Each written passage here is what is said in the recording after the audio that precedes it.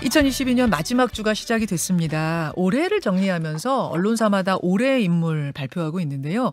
미국 타임지가 선정한 올해 떠오르는 100인, 영국 BBC 올해의 여성 100인, 그리고 블룸버그 올해의 50인에 모두 뽑힌 인물이 있습니다. 바로 박지원 전 민주당 비대위원장.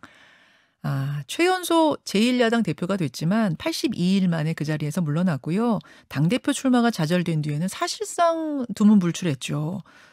그러는 사이 82일간의 경험을 담은 책을 썼다고 합니다. 이상한 나라의 박지현을 펴낸 박지현 전 비대위원장 오늘 직접 만나보죠. 어서 오십시오. 안녕하세요. 오랜만입니다. 박지현입니다. 아니 어떻게 우리나라 언론보다 외국에서 더 주목을 받으세요? 그러게요. 네, 저도 그게 조금 신기하긴 했는데 예. 아무래도 외국 언론에서도 그냥 우리나라 정치권이 쓰고 버리려다가 살아남은 게 좀 신기했나 보다. 뭐 이런 생각도 했고요. 예. 또 남성 중심 사회인 대한민국에서 여성의 좀 인권을 위해서 싸워온 이력도 좀 주목받을 만한 거 아니었나 싶었습니다. 그런 것들을 평가해서 네. 여기저기서 정말 올해의 인물로 뽑히셨더라고요. 아니 그나저나 한 반년 동안 뭐 하셨나 했더니 책 쓰셨어요. 열심히 썼습니다. 그 책 제목이 네. 좀 이상해요. 네. 이상해요. 다시 말하면 좀 재밌어요. 이상한 나라의 박지현? 맞습니다. 이상한 나라의 박지현. 여기서 이상한 나라는 어디입니까? 이상한 민주당이 될 수도 있고요. 이상한 여의도가 될 수도 있고 이상한 나라가 될 수도 있겠죠. 이상한 나라에서 겪은 이야기들을 가감없이 청년의 시각에서 풀어내려고 했습니다. 그 이상한 나라에서 겪은 82일간의 경험담을 녹여 넣은 에세이. 네, 이제 82일간의 경험담도 녹아져 있고요. 네. 또 당대표 출마 좌절된 이야기도 이제 들어가 있고 또 최근까지 이제 발생했던 이태원 이제 12구 참사나 또 앞으로 제가 그리고자 하는 그런 나라에 대한 이야기도 담겨 있습니다. 아직 뭐 책이 나온 게 아니기 때문에 제가 읽어보질 않아서 궁금한 게 굉장히 많은데요. 그 이상한 나라에서 목격한 여러 가지 것들 중에 가장 이상한 건 뭐였습니까? 많이 다 이상해서 가장 이상한 거를 꼽기가 참 어려운데 그러니까 정치를 하려고 시작한 분들 모두 처음에는 다 내가 우리 나라를 위해서 한번 희생해봐야겠다. 이런 마음으로 정치를 시작하셨을 거라고 저는 믿어요. 예. 근데 이 여의도 정치권 안에만 들어가면 그 마음보다는 이제 나라를 위한, 국민을 위한 마음보다는 공천을 위한 그런 정치인이 되어가는 모습을 보면서 이거 너무 이상하다라는 생각을 했었고요. 또 잘못한 거 고치자고 해놓고 사과하면 안 된다고 하고 뭐 뼈를 깎는 각오로 달라지겠다 하면은 해놓고 또 썩은 살도 도려내지 못하는 그런 모습이었죠. 그게 정말 이상했습니다. 이렇게 쓰셨더라고요. 언젠간 다른 국회의원들처럼 대의보다 공천에 목매는 정치인이 되어 있지 않을까 하는 두려운 마음도 있다. 절대 그렇게 되지 말자고 그렇게 될 것 같으면 이 이상한 곳에서 빠져나가자 이렇게 다짐했다. 뭐 이런 구절이 있다고. 기성 정치인들에 대해서 이제 많이 실망을 했다는 생각이 드는데 청년 정치에 대해서도 이렇게 언급을 하셨어요. 청년들이 정치를 통해 세상을 바꿔보겠다고 나섰는데 정치권은 왜 다 큰 청년들을 어린아이 취급하며 침묵을 강요하려 드는 걸까? 냄새나는 고인물을 정화하기 위해 돌을 던질 청년 정치인들이 꼭 필요한 때다. 이렇게 쓰셨어요. 사실 이게 올해 정치판의 큰 특징을 꼽자면 거대 양당의 대표로 청년이 세워졌다가 그 두 명이 모두 짧은 시간 안에 그 자리에서 물러난 거. 네. 이게 큰 특징 아니겠습니까? 맞습니다. 이준석 전 대표와 뭐 개인적으로 친하고 이런 사이는 아니시고 두 분이 같이 활동하실 때 생각하면 그렇게 뭐 좋게 지내신 것도 아니긴 하지만 의견도 대립이 있고 그럼에도 불구하고 이준석 전 대표가 당에서 뭐라고요? 당대표에서 쫓겨나는 과정? 물러나게 되는 과정 보면서는 어떠셨어요? 아무래도 같은 청년이다 보니까 많은 분께서 공통점을 찾고 싶어 하시는 것 같더라고요. 근데 이준석 전 대표랑 저랑 10살 차이 나거든요. 같은 청년으로 묶이기에는 약간 억울하세요? 네, 조금 억울하고요. 굳이 따지자면 MZ라고 하잖아요. 어떻게 나누냐에 따라 다르긴 하지만 이준석 전 대표가 M이라면 저는 이제 G세대. G예요? 네. 그렇게 좀 나눌 수 있고요. 일단 약간 선은 긋고. 네, 일단 약간 선 긋고요. 예. 그럼에도 공통점이 있다면 둘 다 물러서지 않고 기성정치 들이받았다라는 공통점이 있다고 생각합니다. 다만 이준석 전 대표의 뭐 이대남 전략 또 이제 세대 갈라치기는 분명히 비판받아야죠. 비판받아야 하는데 또 성상납 의혹으로부터도 자유롭지 못하잖아요. 근데 우리가 다 알고 있다시피 이준석 전 대표가 성상납 의혹 때문에 자리에서 내려온 게 아니라 윤석열 대통령 눈밖에 나와서 내려온 거잖아요.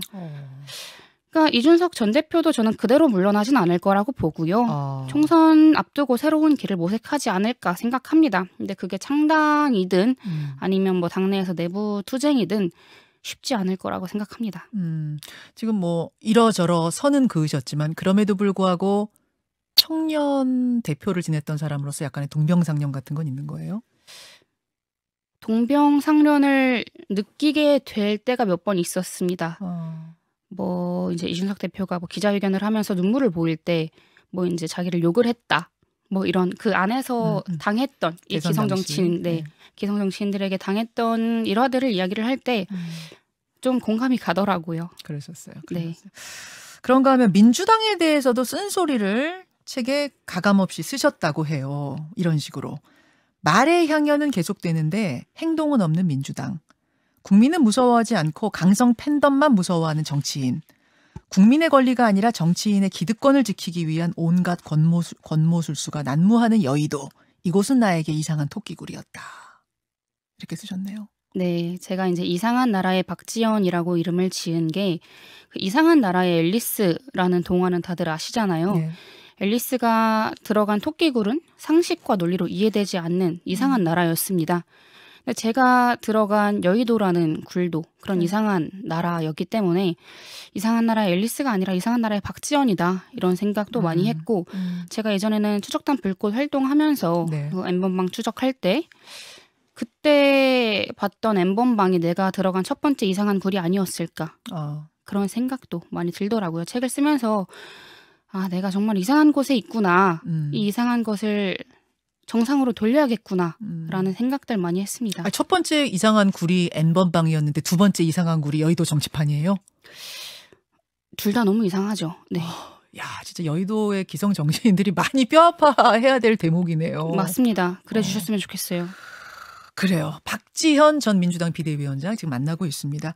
현안으로 좀 가보죠. 네. 검찰이 성남FC 의혹으로 이재명 당대표에게 소환장을 보냈습니다. 출석해서 조사를 받느냐 마느냐 가지고 지금 고민 중으로 알려졌는데 당당히 나가라 그러셨네요. 네, 당당히 나가셔야죠. 아니 근데 소환 불응 주장하시는 분들은 나가나 안 나거나 뭐 기소는 될 거고 괜히 포토라인 세워가지고 망신 주려는 거 아니냐. 그 작전에 말려들면 안 된다. 이렇게도 말씀하시는데. 언제까지 안 나갈 수 없는 문제잖아요.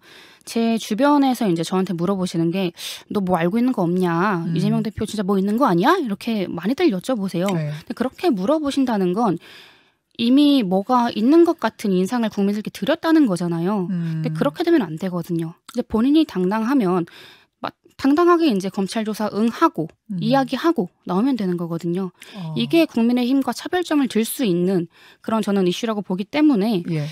저는 28일에 이제 소환 날짜잖아요. 28일에 나가셔야 된다고 생각합니다. 일단 28일은 지역 일정이 있어서 못 나가겠다는 걸로 알려졌고 그다음에 이제 어떻게 할 것인가는 고민 중 이렇게 알려져 있는데 지역 일정 취소하고 28일에 당당히 나가라? 네, 저는 그래야 된다고 보고 있습니다. 그렇게까지. 근데 또 이 부분에 대해서는 이렇게 말씀하셨더라고요. 이게 대표의 사법 리스크가 현실화되면서 당과 대표가 혼연일체로 가느냐 아니면 분리해서 대응하느냐 이거 가지고도 갑론을박이 있는데 이 부분에 대해서 박지원 위원장은 일치 단결해야 된다? 그러셨어요? 그게 이제 일치 단결이라는 게 이재명 대표는 개인으로서 사법 리스크 대응하고 당은 민생으로 일치 단결해서 국회의원들이 정말 민생 이야기만 하면서 나가야 된다라는 그런 말이었고요. 사실 지금까지 뭐 최고위원 회의 같은 거 보면 뭐 김건희 여사 조명 논란, 네. 뭐 빈곤 포르노 이런 이야기들에 이제 각계 전투를 많이 했었는데 그러지 말고 정말 우리 국민이 원하는 민생이 무엇인가 이거에 대해서 일치 단결해서 나아가야 한다 이 말 일치단결이었습니다. 그 민생에 대해서 일치단결. 그러면은 이재명 당대표와 어느 정도 분리해서 당이 대응해야 된다라는 뭐 조홍천 의원이나 이런 분들 주장에 대해서는 어떤 생각이신 건가요? 당이 분리해서, 그러니까 계속 이제 제가 말씀드렸던 예. 거는 이재명 대표 혼자서 대응을 해야 한다는 겁니다. 이전부터. 그러니까 당대표 출마 때 제가 누구보다 앞장서서 반대를 했거든요. 지금처럼 이 사법 리스크 터질 거 예상 못한 사람은 없습니다. 이럴 거 알았기 때문에 당대표 출마하면 안 된다. 계속 얘기를 했던 것인데 그때는 당내에서 아무런 얘기 못 하시던 분들이 예. 이제 와서 뭐 내려와야 된다 이렇게 이야기를 하는 건 좀 비겁한 거죠. 치사한 거고. 그런 의미에서 치사하다는 말씀이에요. 그러면은 박지원 전 비대위원장이 그때 얘기하고 지금 얘기하고 바뀐 거야 이런 해석들도 많았는데 그게 아니라 그때도 지금도 마찬가지입니까? 그때도 지금도 마찬가지고요. 당은 민생으로 일치 단결하고 이재명 대표는 개인으로 대응해야 된다. 나가야 된다. 이 말씀입니다. 소환에도 응하고 그럼 대표직도 뭐 무죄 입증할 때까지는 내려놔야 된다고 보시는 거예요? 아니요. 내려놔야 된다라고 생각은 하지 않고요. 그것까지는 아니고요. 네, 이재명 대표도 어찌 됐든 간에 국민과 당원들이 뽑은 선출된 당대표입니다. 그렇기 때문에 이제 내려놓는 것은 지금의 역할은 아니라고 생각합니다. 근데 분리대응 말씀하시는 분들은 대표직 내려놔야지 당하고 분리된다 이거 아니었어요? 그렇게 주장을 하시는 분들도 있죠. 근데 그럴 거였으면 애초에 당대표 출마한다고 할 때부터 목소리를 내셨어야죠. 예. 지금은 그럼 대표직은 유지한 채 분리대응을 어떻게 하나요? 이제 사법 리스크에 대해서 저는 그게 분리대응을 한다라는 것 자체가 검찰 조사에 순순히 응하는 것, 그냥 제대로 당해주는 것, 당할 만큼 당해줘야 국민들께서도 이건 정말 검찰 탄압이다.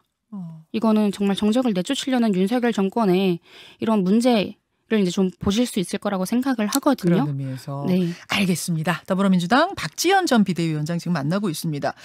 책 내용 중에 보니까 아직 전투는 끝나지 않았다. 2024 총선에서 586 기득권 용태로는 다시 불을 뿜을 것이다.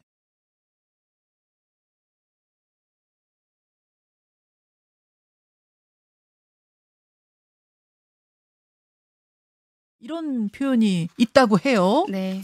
586 용태론 지난번에도 나왔다가 또 쑥 들어가고 했던 건데 이번에 또 나올 거라고 보세요?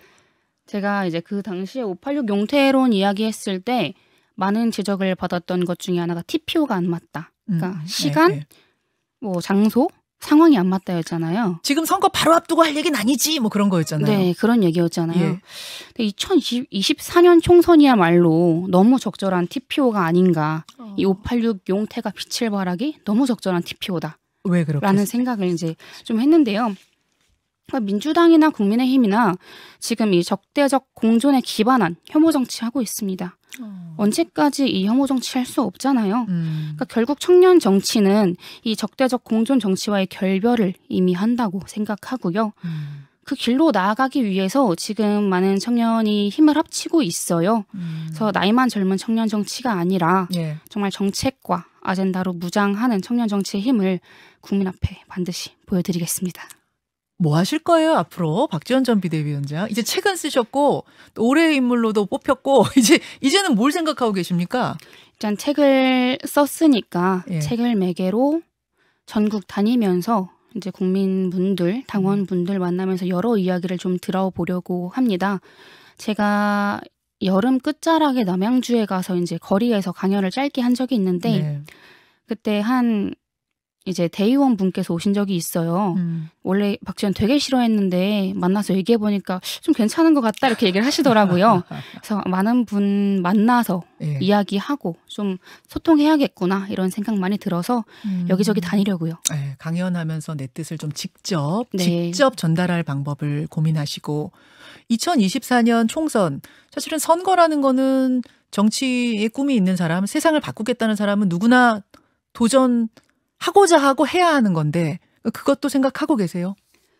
아직 잘 모르겠습니다. 젊잖아요.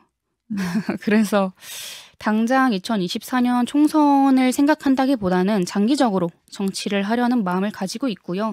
그게 언제가 될지는 앞으로 상황도 보고 저도 지금 공부를 좀 하려고 하고 있어서 제가 토요일마다 이제 정치학교 다니고 내년 3월부터는 정책과학대학원 다니거든요. 예, 예. 네, 공부하면서 예. 성장하는 시간을 좀 가지려 합니다. 뭐 출마 안 하겠다는 아니네요. 열어놓는 거네요. 네, 그럼요. 열어놔야죠. 예, 가능성 열어놓고.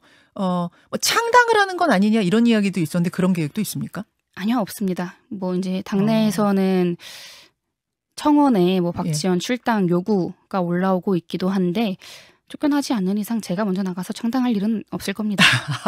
출당 요구 많이 올라와요? 제가 최근까지 듣기로 2만 명 조금 안 되는 걸로 알고 있습니다. 5만 명이 돼야 이제 당에서 응답하는 걸로 알고 있거든요. 예. 보실 때는 괜찮으세요? 사실 예전에도 막 악플 많이 받고 이럴 때 생각보다 단단하게 버텼지만 속으로는 많이 아파하셨던 걸로 아는데. 뭐 워낙 많이 받아보다 보니까 그 정도는 괜찮은 것 같습니다.